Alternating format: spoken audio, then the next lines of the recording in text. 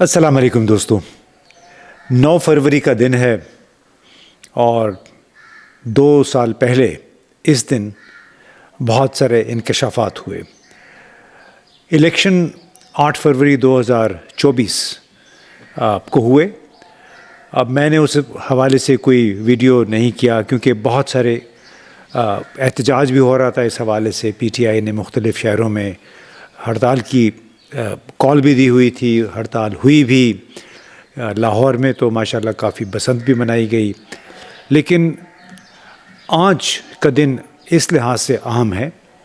कि ये वो दिन था जब सो के उठे लोग, गालिब अक्सरियत, तो उनके पसंदीदा उम्मीदवार जितने भी थे वो या तो पीपल्स पार्टी या मुस्लिम लीग या MQM पाकिस्तान के हाथों शिकस्त से दो चार हो गए थे।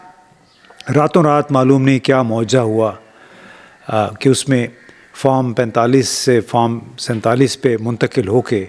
वो तमाम लोग जो बज़ाहिर हार चुके थे, उनमें शरीफ भी शामिल थे, जरदारीज़, गिलानीज़, चीमे, चट्ठे, ख्वाजा आसिफ जैसे लोग, ये सब बुनियादी तौर पे एक ऐसे माहौल में चूँकि इलेक्शन हुए थे कि आवाम के अंदर गुस्सा, गम और नफ़रत बहुत थी और इन सब की शिकस्त यकीनी हो गई थी। लेकिन एक ऐसी वो लहर थी कि जो इमरान ख़ान के हक़ में थी, मिलिट्री इस्टेब्लिशमेंट, मौजूदा सियासी जमातों के वो ख़िलाफ़ थी, जो स्टेटस को जिसको कहते हैं। लिहाजा बड़ी तादाद में बेशुमार लोगों ने जो वोट दिए वो PTI को दिए। ये मसला 2 साल गुज़र गए, आज भी हल तलब है। 60-65% से ज़्यादा जो इंतखाबी दरख्वास्तें हैं वो अभी भी इलेक्शन कमीशन या इलेक्शन ट्राइब्यूनल्स के फ़ैसले का इंतज़ार कर रही हैं। और सबसे ज़्यादा ये भी आपको मालूम होगा कि जो इस्लामाबाद के 3 हलके थे, यहाँ उनमें डॉक्टर तारिक फ़ज़ल भी शामिल थे। ये सब भी हारे हुए थे और इसके हवाले से मुस्तफ़ा नवाज़ खोखर ने बार बार अपने वीडियोज़ में भी कहा कि मैं हार गया और यहाँ पे जो PTI के उम्मीदवार थे वो वाज़े बरतरी से शुएब शाहीन और 2-3 और लोग थे कि वो वाज़े बरतरी से जीत गए थे, लेकिन रातों रात उनको हरा दिया गया। तो अब आज मैं कुछ नहीं करना चाह रहा था, लेकिन कराची से एक नया प्लेटफॉर्म सोच वीडियोज़ का आया है और उसने कराची के जो 3 हलके हैं उस पे फोकस करके ये बताने की कोशिश की है कि किस तरह 9 फरवरी को इंतखाबी नताइज में रद्द-ओ-बदल करके 3 MQM पाकिस्तान के बड़े लीडर हैं उनको जितवा दिया गया। इसमें हल्का नंबर 238, हल्का नंबर 242 और हल्का नंबर 236 में जो मुबैना मुनज़्ज़म अंदाज में धांधली की गई, इस वीडियो में उसका ज़िक्र है। अब उस सोच वीडियो के मुताबिक ठीक है, आपको मालूम है कि 17 हलकों में MQM को कामयाबी हासिल हुई थी, लेकिन असल वोटों की गिनती और फॉर्म 45 का जो तज्ज़िया हुआ उससे चंद ट्रेंड्स बड़े वाज़े हो के सामने। और ये कराची का इसी किस्म का तज्ज़िया आपको याद होगा कि लाहौर के उन हलकों का भी हुआ था जहाँ से नवाज़ शरीफ, मरीम नवाज़, सरदार अयाज सादिक ने इंतखाब लड़ा था। अब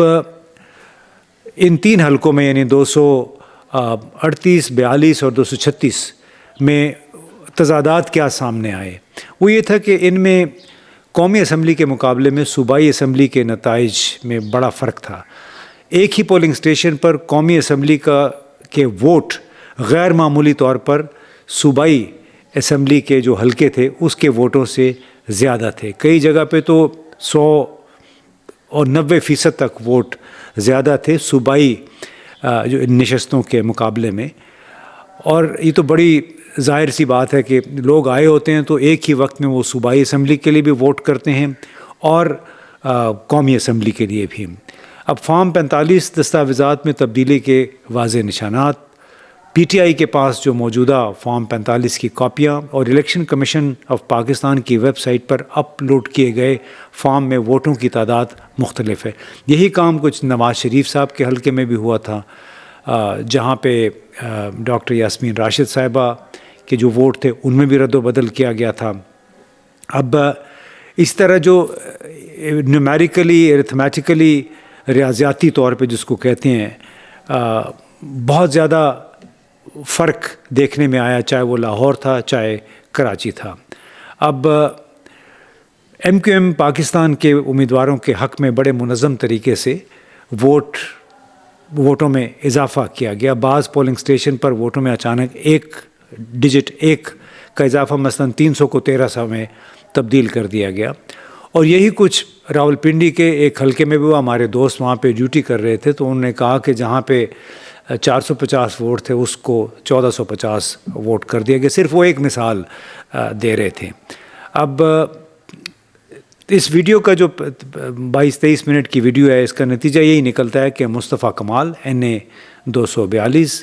NA 238 میں صادق افتخار اور NA 236 میں حسان صابر جیسے ایم کیو ایم کی جو رہنما تھے، ان کی جیت دراصل انتخابی نتائج میں وسیع پیمانے پہ منظم انداز میں رد و بدل کے ذریعے کیا گیا. اور پی ٹی آئی کے امیدوار جیسے دعا خان صابر، علیم عادل اور شیخ عالمگیر خان اصل میں ان سے آگے تھے، لیکن ظاہر ہے جن لوگوں کے ہاتھ میں اختیار ہے انہوں نے جو ہارے ہوئے گھوڑے تھے ان کو اگلی صف میں لا کے کھڑا کر دیا. اب کوئی تعجب کی یہ بات نہیں ہے کہ عوام آج بھی اس ریاستی انتظام کے معاملے میں بڑے بے حس ہیں، انڈیفرنٹ جس کو کہتے ہیں، لا تعلق ہو گئے ہیں. ان میں غصہ بھی ہے، تلخ بھی ہیں، کیونکہ وہ یہ سوچتے ہیں کہ ان کے پیسوں سے جو انتخابی ایکسرسائز کی گئی اتنے بڑے پیمانے پہ، اگر ان کا ووٹ کاؤنٹ ہی نہیں ہوتا، شمار ہی نہیں ہوتا ہے، تو پھر انہیں اس ایکسرسائز میں حصہ لینے کا ان کا فائدہ کیا ہے. اب ایسے حالات ہو گئے ہیں کہ حکمرانوں کی خواہش ہے بڑی زبردست، اور یہ مطالبہ ہے کہ آپ 8 فروری کے انتخابات 2024 کے انتخابات میں جو کچھ ہو اس کو بھول جائیں، آئیے ہمارے ساتھ ہاتھ ملائیں اور ہم کچھ آگے کا سوچتے ہیں. یعنی ایک بڑی مشکل سی صورتحال میں ہے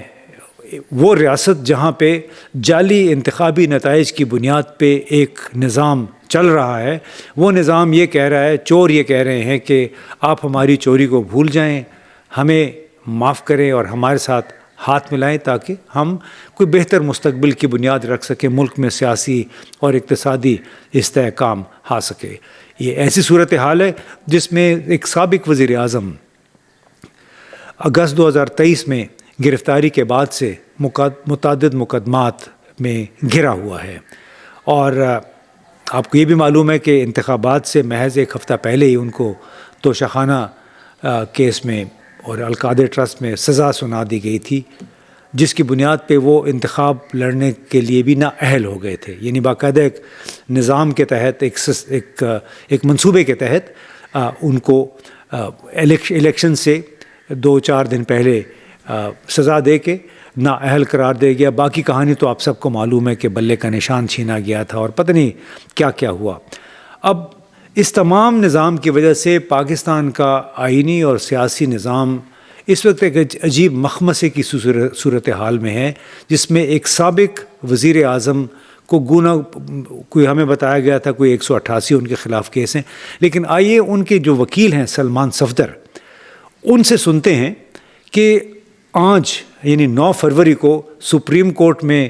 کیا ہونا چاہیے تھا اور کیا نہیں ہوا، اور کتنے ایک افسوسناک صورتحال تھی جو تمام تر گھومتی ہے سابق وزیر اعظم عمران خان کے. آج سپریم کورٹ آف پاکستان میں عمران خان صاحب کی اور ان کی اہلیہ بشرا عمران کی 2 ممبر بینچ جس کو ہیڈ کر رہے تھے چیف جسٹس صاحب مسٹر جسٹس یحییٰ آفریدی صاحب،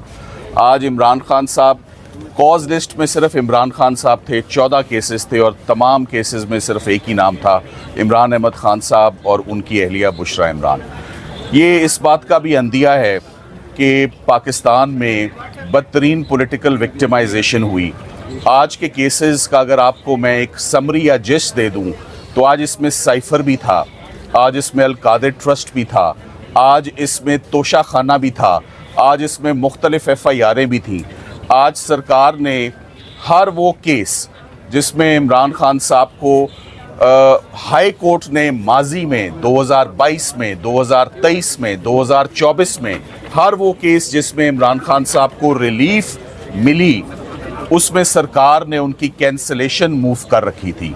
آج جو سائفر کیس ہے اس میں بھی FIA اور اسپیشل پروسیکیوٹرز کی ٹیم ایگریوڈ ہیں ایکویٹل کے آرڈر سے جو اسلام آباد ہائی کورٹ میں چیف جسٹس عامر فاروق صاحب اور مسٹر جسٹس میاں گول حسن اورنگزیب صاحب نے وہ آرڈر دیا. آپ کو یاد ہوگا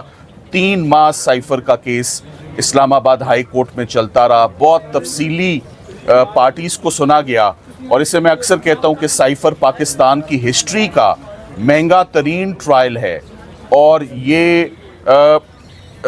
پبلک فنڈز کا شیئر ویسٹیج تھا یہ اتنا مہنگا ٹرائل کرنا، اور اس کا انجام کیا ہوا وہ آپ سب لوگوں نے دیکھا. تو جناب عدالت عظمیٰ نے اب تک ان سزاؤں کے خلاف جو کہ عمران خان کو ہوئیں جن کے نتیجے میں وہ نااہل قرار پائے، اس کے خلاف اپیل کی سماعت کا کیس ہی نہیں لگایا، کیونکہ ظاہر ہے جب اپیل کی سماعت کا کیس لگے گا تو اس میں پھر سلمان صفدر یا بیرسٹر سلمان اکرم راجہ یا ان جیسے دوسرے وکیل ہیں، ان کے پاس تو پھر قانون کی بنیاد پہ دلائل ہیں. اور چونکہ یہ ان کیسوں کا فیصلہ قانون کی بنیاد پہ نہیں ہوا، سیاسی بنیادوں پہ ہوا ہے، لہٰذا سیاسی بنیادوں پہ جو ہوا فیصلہ ہے اس کیس میں پھر جج عدالت، چاہے وہ وفاقی آئینی عدالت ہے چاہے سپریم کورٹ ہے، وہ پھر قانونی دلائل کی تاب نہیں لا سکیں گے، یعنی ان کے آگے وہ ٹھہر نہیں سکتے ہیں. اسی وجہ سے آج تک 2024 فروری میں یا جنوری کے آخر میں جو سزائیں سنائی گئیں اس کے خلاف اپیل بھی نہیں سنی گئی آج تک. یعنی اس سے زیادہ افسوسناک صورتحال کیا ہو سکتی ہے؟ تو جناب مختصر بات یہ ہے کہ جب تک فروری 2024 کے انتخابات کے نتائج سے جڑے ہوئے جتنے تنازعات ہیں ان کا کوئی تسلی بخش جواب نہیں ملتا، تسلی بخش حل نہیں نکلتا،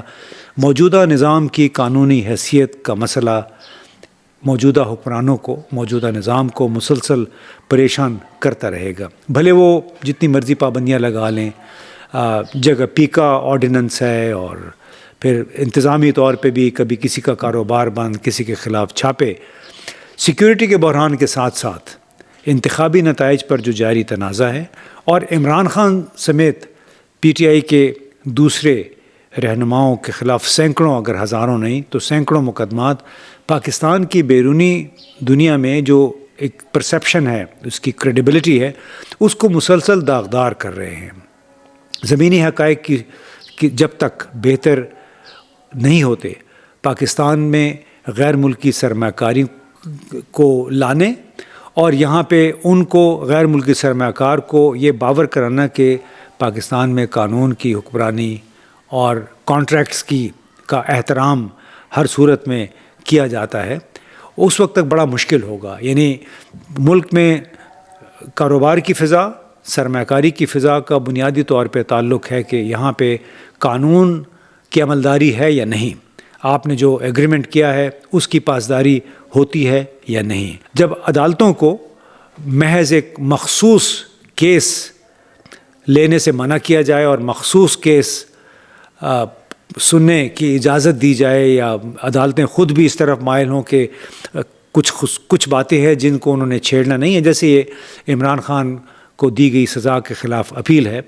اور جب پولیس کو اگر ایک شکاری کے طور پہ سمجھا جائے، یعنی پریڈیٹر اس کو کہتے ہیں کہ وہ اگر عوام دوست نہیں ہے بلکہ ایک شکاری ہے، تلاش میں رہتے ہیں یہ پولیس والے کہ کس طرح زیادہ سے زیادہ لوگوں کو گھیر کر FIR کاٹی جائے اور پھر اپنی اضافی آمدنی کا ذریعہ بنا جائے. اور جب تک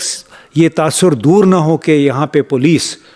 سیاسی مخالفین کے خلاف ایک ریاستی ہتھیار کے طور پہ استعمال ہوتی ہے، اس وقت تک پاکستان کی کریڈیبلٹی، پاکستان پہ اعتبار جو ہے اندرون ملک اور بیرون ملک،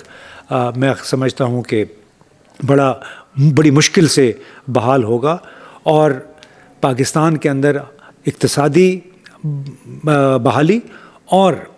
سیاسی صورتحال کی بہتری، یعنی جو عدم استحکام ہیجان ہے، یہ تمام تر جڑی ہوئی ہے قانون اور آئین کی عملداری کے ساتھ، اور اس پر باقاعدہ عمل درآمد کے ساتھ. محض وعدوں سے اور نعروں سے یہ صورتحال بدلنے والی نہیں ہے. جب تک عوام کو اس بات کا یقین نہ ہو جائے کہ واقعی جو وعدے کیے گئے، جو دعوے کیے گئے، ان پہ عمل درآمد ہوگا، اور جو قانون ہے، جو آئین ہے، اس کے مطابق ان کے ساتھ سلوک ہوگا، اس وقت تک اقتصادی اور سیاسی بحران لگتا ہے کہ یوں ہی جاری رہے گا. بہت بہت شکریہ.